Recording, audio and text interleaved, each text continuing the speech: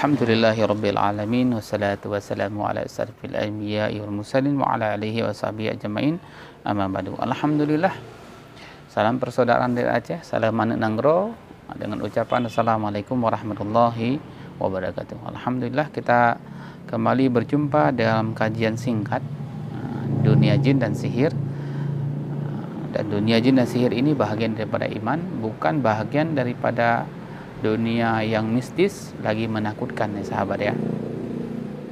Baik, kali ini tema kita adalah tentang kesurupan ya. Apakah seseorang itu ada kesurupan atau tidak?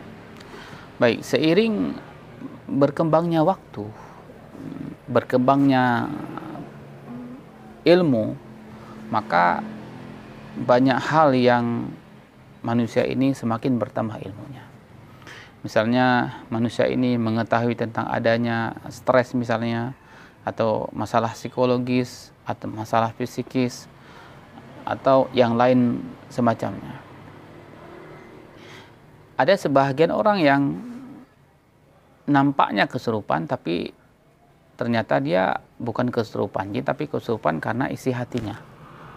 Jadi ada masalah fisikis pada dirinya. Nah ini kita mengatakan iya, benar, kita setuju dengan ini.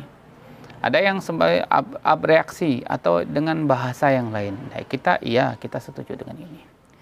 Tapi di sisi lain kita selaku orang yang beriman terutama, kita juga tidak bisa pungkiri kalau adanya dunia lain, ataupun dengan kata lain dunia gaib seperti itu ya.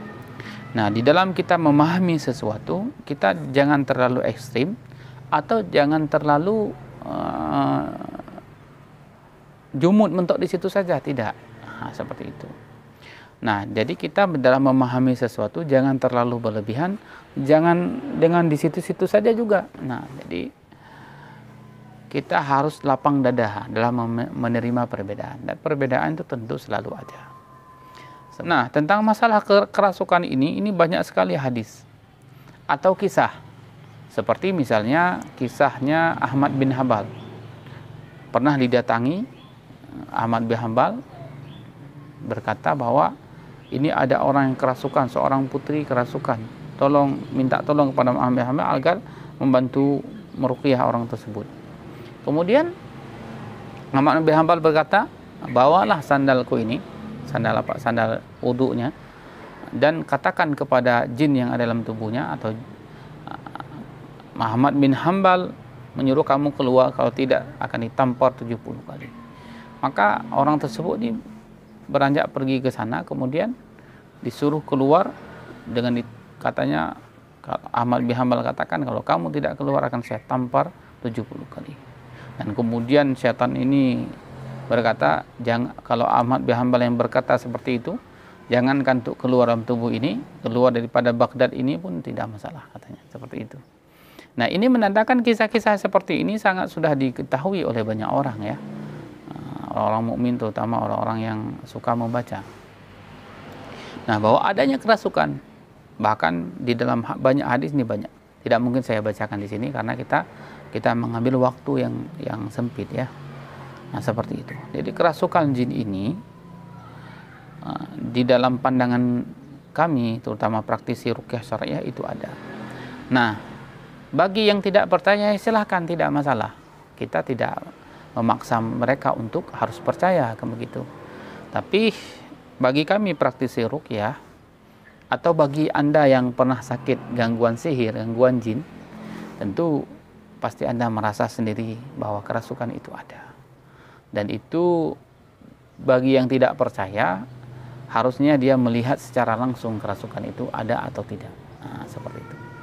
Nanti kalau sudah terkena sihir, sudah merasakan bagaimana rasanya, nah kebiasaannya baru percaya. Seperti itu. Tapi kita manusia tidak perlu harus memaksakan orang harus percaya. Begitu juga orang yang tidak percaya tidak mesti harus memaksakan kita agar tidak percaya, kan begitu. Masing-masing kita memiliki guru, memiliki hujah masing-masing. Kita memiliki, karena kita memahami sesuatu hal keadaan itu bukan dari manusia biasa. Minimal kita rujuknya kepada ulama. Nah, seperti itu. Jadi kita mengikuti sesuatu hal perkara ilmu itu melalui guru. Jadi bukan melalui orang yang lain. Misalnya ada orang yang datang lain kedatang kita. Nah, itu tidak ada kerasukan begini-begini. Yang ngomong itu siapa? Ulama atau bukan? Kapasitas ilmunya untuk menafsirkan satu ayat, satu hadis itu bagaimana? Cocok atau tidak? Kan begitu. Nah, kenapa? Karena kita di dalam hal memahami sesuatu, kita butuh ulama, butuh orang ahli di bidangnya.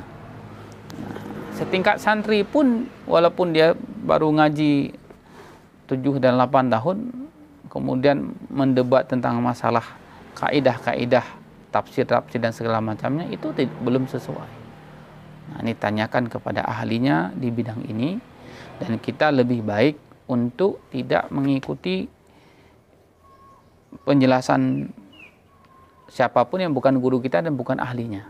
Seperti itu. Jadi kita cukup, karena kita ini orang bodoh ya, kita mengikuti bagaimana pendapat. Sebagaimana saya mengikuti sebagaimana pendapat Syekh Wahid Abdul Salam Bali di sini, atau jadi pada syekh-syekh yang lain dengan dalam beberapa kitabnya kan dijelaskan. Nah, karena kita merasa diri kita ini orang bodoh, maka kita ikuti saja ulama. Ada ulama yang berpendapat di sini bahwa dalil tentang adanya kerasukan itu ada, dan penjelasannya sangat banyak sekali. Bagi yang berpendapat bahwa kerasukan itu tidak ada dan mereka memiliki dasar ilmu yang pasti, punya kitabnya, ada ulama yang menyatakan seperti itu, ya tafadhal, silahkan. Berbeda pendapat itu biasa, sahabat. Jangankan tentang perkara masalah jin, perkara ibadah saja berbeda. Di dalam sholat, dalam sedekap atau tidak bersedekap, makanya ada 4 mazhab. Dan itu kita tidak mesti harus saling memaksa di antara perbedaan pendapat tersebut, sahabat ya. Begitu sahabat sekalian. Bagi yang sudah merasakan, memang banyak awalnya tidak percaya akan adanya sihir, akan adanya kerasukan. Tapi bagi mereka yang sudah terkena sihir, tanyakan pada diri Anda, itu mereka pasti sudah paham, gitu ya. Atau tanyakan kepada praktisi yang kebiasaan meruqyah orang-orang yang terkena sihir, pasti sudah melihat secara langsung. Walaupun demikian, bukan berarti kita tidak memungkiri adanya kerasukan-kerasukan bohongan. Ada yang kerasukan sebenarnya bukan gangguan jin ya, tetapi karena psikologis dia, psikis dia.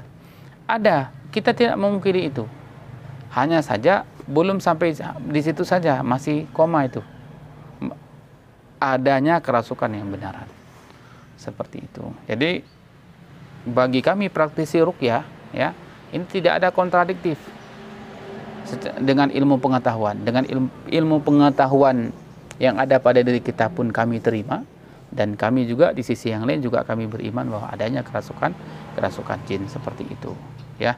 Mudah-mudahan apa yang dapat saya sampaikan ini dapat bermanfaat. Kalau untuk ini bisa dibaca, kalau untuk lebih detailnya bisa dibaca di halaman 85 bagi yang tafsirnya kesurupan dan cara mengobatinya. Ini ada terjemahan dari kitab Wiqayatul Insan Minal Jinn As-Sayyitin halaman 85, atau bagi yang punya kitab langsung bisa membaca kitab aslinya langsung, Wiqayatul Insan Minal Jinn As-Sayyitin. Jadi kami mengambil salah satu rujukannya di sini, sahabat ya. Mudah-mudahan bermanfaat apa yang kita sampaikan ini, dan mudah-mudahan kita jangan terlalu berlebihan juga dalam menghadapi kesurupan ini. Jangan juga tidak percaya sama sekali. Ini lumrah terjadi dan sudah terjadi, sudah jauh-jauh hari terjadi sejak zaman Rasulullah SAW sampai sekarang. Akhirul kalam, saya ucapkan Assalamualaikum warahmatullahi wabarakatuh.